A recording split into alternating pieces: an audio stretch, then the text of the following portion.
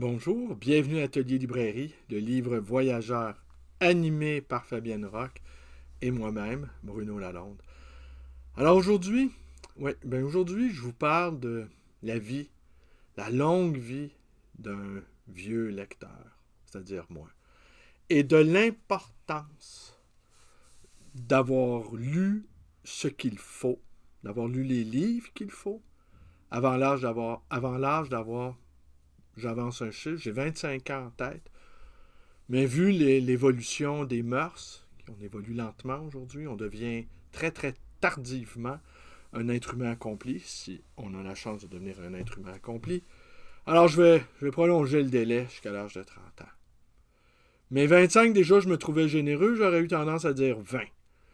Mais, étant donné que pour beaucoup, surtout les jeunes garçons, j'ai entendu beaucoup de témoignages à ma librairie du temps que j'étais à Côte-des-Neiges, près de l'Université de Montréal, de jeunes hommes qui ont découvert assez tard la lecture.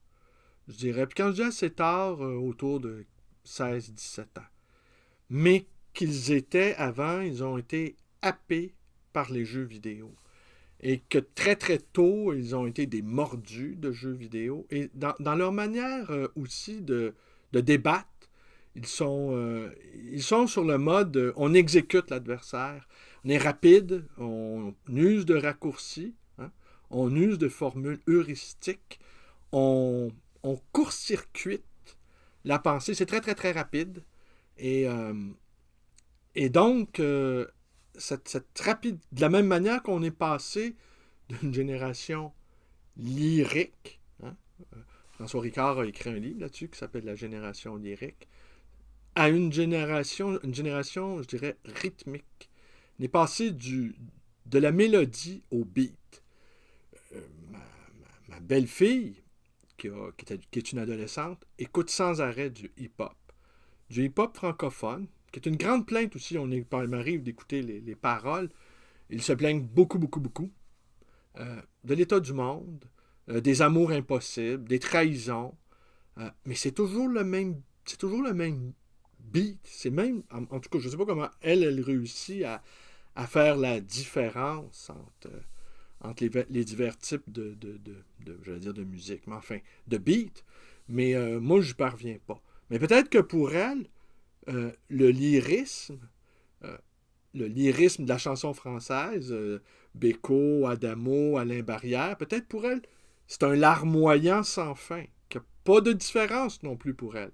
Sauf que ce larmoyant-là lyrique, espèce de désinvolture sentimentale, eh bien, ça n'a pas prise sur eux. Ça ne les touche pas, ça ne les rejoint pas. C'est la musique un peu comme nous quand on était enfant, Charles Trenet, tout ça. Là, ou même Edith Piaf. Ça avait quelque chose de terriblement vieillot. Alors, ces jeunes garçons, pour devenir des lecteurs, il a fallu qu'ils cessent les jeux vidéo. Il a fallu qu'ils oublient tout ça et fassent un retour à la bibliothèque. Mais c'est pas tellement. Donc, forcément, l'arrivée dans la lecture, à cause des jeux vidéo, se fait plus tard. Ça fait plus tard. Moi, enfin, il n'y avait pas de jeux vidéo. On se distrayait, évidemment, devant la télévision. Les jeux vidéo sont venus. J'étais déjà formé, alors donc ça avait pas d'impact pour moi. Je sais que l'industrie du jeu vidéo, elle est beaucoup plus. Aujourd'hui, elle est beaucoup plus puissante que l'industrie du cinéma. Les sommes colossales y sont mis, les profits y sont mirobolants, les meilleurs ingénieurs informaticiens, en tout cas dans les très bons, les artistes informaticiens, ils travaillent, c'est majeur. Là. Alors donc, à supposer, c'est ça mon point. Mon point est que, qu'est-ce qui nous arrive à nous, vieux lecteurs, qui avons fait nos lectures formatrices avant l'âge de 25 ans? Qu'est-ce qui arrive? Eh bien, on peut y retourner, d'ailleurs, en vieillissant, on y retourne. Mais aussi, c'est ça qui est curieux, c'est ça mon point. C'est que je vais vous donner deux exemples qui me viennent en tête. Dostoïevski, Kafka. Ce sont deux auteurs que j'ai lus avant 20 ans. Et je ne les ai pas rouverts depuis ce temps-là. J'en ai 57, ça fait 37 ans que je n'ai pas ouvert un livre de Kafka, que je n'ai pas ouvert un livre de Dostoïevski. Ça, c'est les lectures matrices, c'est les lectures de base. Ces auteurs-là m'ont formé, ils ont structuré ma pensée, et je n'ai pas besoin d'y retourner, mais la question est que sans y retourner, j'y suis toujours. En fait, si j'y suis toujours, c'est parce que je n'ai pas besoin d'y retourner.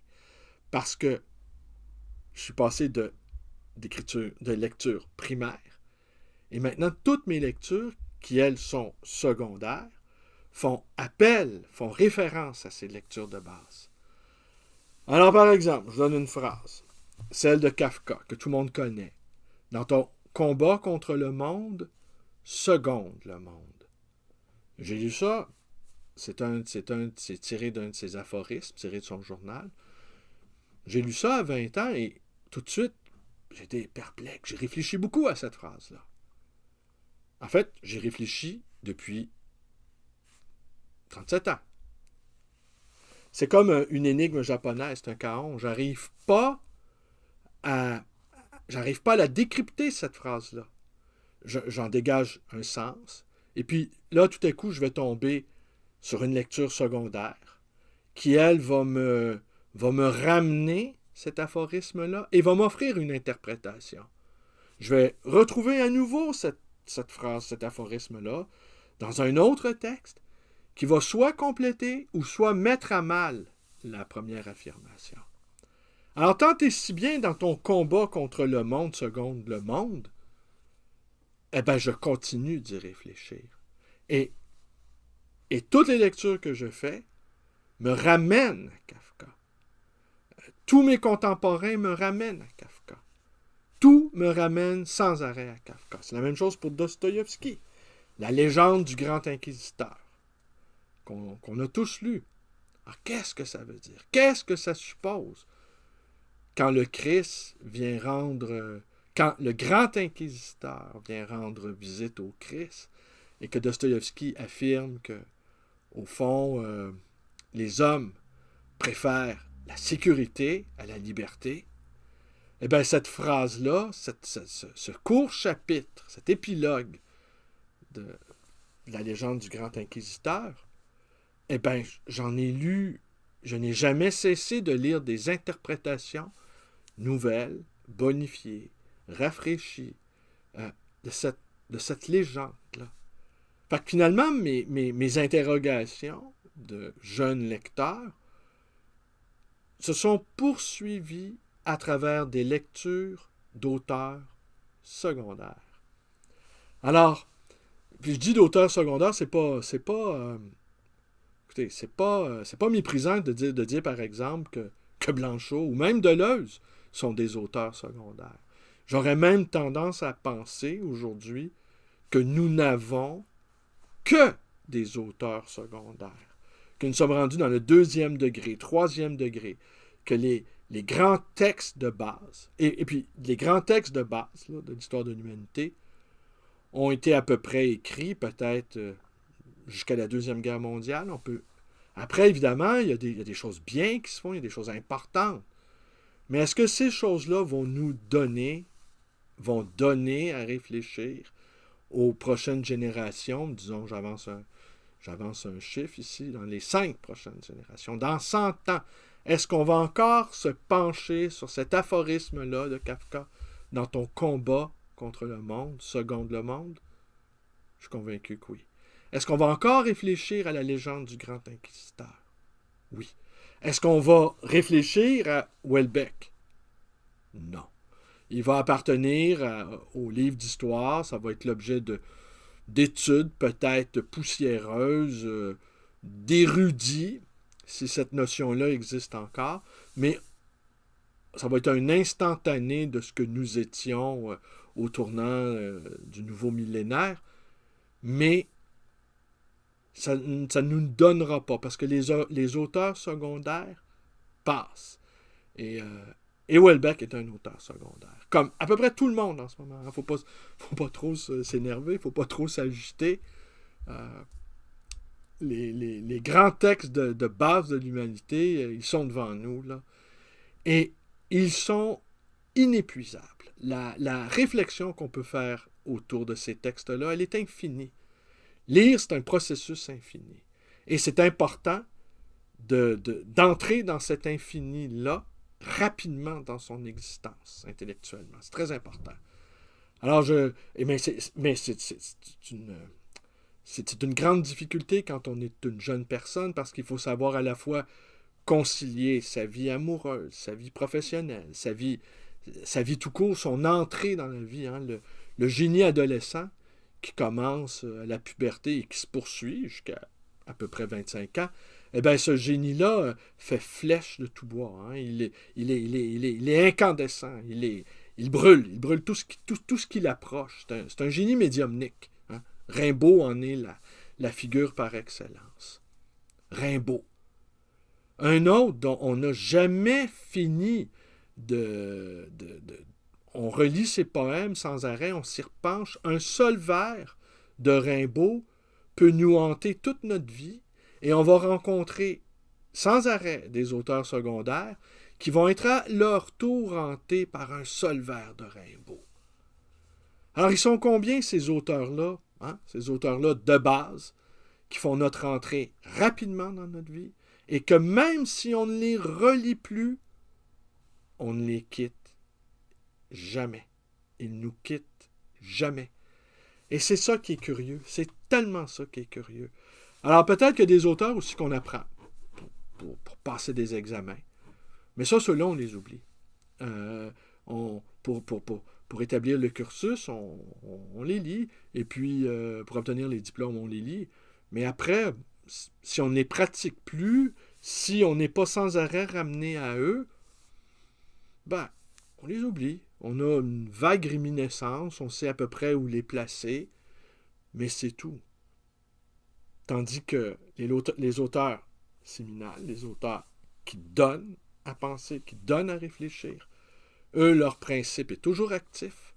Et les lecteurs, les vieux lecteurs comme moi, qui n'ont plus... dans le cas de Rimbaud, un vers de Rimbaud, les vers de Rimbaud se présentent toujours à nous. Rimbaud réapparaît toujours.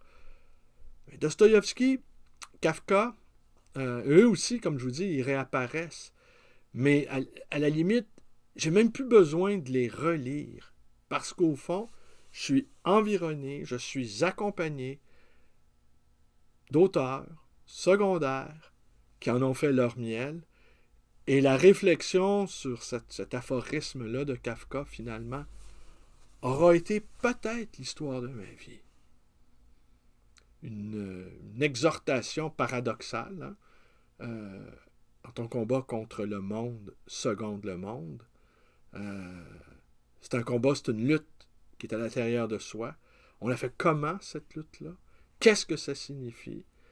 Qu'est-ce que ça signifie aussi se battre et en même temps se battre contre? Et se battre contre soi-même. Qu'est-ce que ça signifie? Eh bien voilà, on peut réfléchir beaucoup. D'autres l'ont fait après lui et d'autres vont le faire après moi. Et après vous, sans doute. Alors demain, peut-être, je vous parlerai de ces auteurs-là, je ne sais pas comment on peut les qualifier, qui se piquent de n'avoir jamais ouvert un livre par peur d'être influencés. Alors ça, c'est... Et il réinvente le pain tranché. J'ai un ami éditeur qui me disait qu'il ne recevait que des manuscrits d'auteurs qui réinventaient le pain tranché. Et on ne réinvente rien. Il s'agit d'être conscient de ce qu'il y a, de ce qu'il y a derrière, en tout cas en partie, et on fait avancer un petit peu ça, on fait rouler un peu sa pierre. Et puis quand on a un peu de talent, on réussit à la faire avancer un tout petit peu, cette pierre-là. Cette pierre qui roule. Alors, je vous remercie d'être avec moi. Vous connaissez la suite. Vous pouvez vous abonner à ma chaîne. Vous pouvez également, si le cœur vous en dit, aller visiter ma page Facebook. Je suis très actif entre deux clients, entre deux classements. Tout à coup, il y a des aphorismes, justement, qui surgissent dans mon esprit et que je m'empresse de capturer et de transcrire pour ne pas les oublier. Je les colis. Je suis rendu à Depuis 4 ans, je dois avoir dépassé le 1000 pages d'écriture comme ça. Écrire l'air de rien, écrire sans que ça paraisse. Écrire sans souffrance. Écrire comme on respire. Très agréable. Oui, évidemment, en tout cas, j'y reviendrai. Ça va s'incarner à un moment donné sous une forme papier. Ça va. Mais on n'a pas d'illusion dans ce siècle, dans ce millénaire où tout tient par un fil. On n'a pas beaucoup d'illusions quant à la pérennité de nos travaux. On a même peu d'illusions quant à la pérennité des grandes œuvres qui nous ont précédés. Je me souviens, je quitte là-dessus, ma génération a été hantée par le conflit nucléaire. Les deux grandes puissances qui se livraient, ce qu'on a appelé la guerre froide, qui en réalité était une guerre chaude, qui a fait des millions de morts par pays interposés, l'Amérique du Sud, l'Afrique, l'Asie, et les deux grandes puissances qui jouaient l'un contre l'autre par pays interposés, vous disais-je. Et il y avait toujours la possibilité qu'à tout moment, eh bien, une ou l'autre des puissances enclenche une attaque nucléaire. On a grandi dans cette atmosphère-là. Et les deux bombes américaines sur le Japon et la découverte des camps de concentration ont structuré les meilleurs esprits de mon groupe d'âge, je dirais.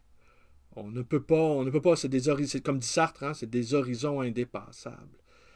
Et ça rend toute possibilité, ça rend, il faut dans ton combat contre le monde, seconde le monde, ça rend la tâche ardue. Hier, il y a un ami qui m'a rendu visite à la librairie, on parlait d'écologie. Ben voyez, et n'importe quelle discussion maintenant, c'est l'écologie. Peu importe ce qui arrive, peu importe les problèmes qu'on a, que ce soit identitaire, existentiel, psychologique, émotionnel, économique, anthropologique, l'écologie. Alors, ce qui était notre univers indépassable, l'armement nucléaire, la guerre froide, les camps, eh bien, c'est l'écologie maintenant qui occupe tout l'espace mental, mais rien ne bouge. Alors voilà, c'est étonnant, c'est comme ça. Cette chose-là, la précarité de notre condition, occupe tous les esprits, mais on reste englué dans une sorte d'incapacité à se projeter. Ah, tout le monde a des solutions. Aucune n'est mise en branle. Dans ton combat contre le monde, seconde le monde. Je vous remercie d'être avec moi. Portez-vous bien. L'Atelier Librairie, le livre voyageur. Numéro de téléphone 514-736-0999. Merci et bonne journée à tous.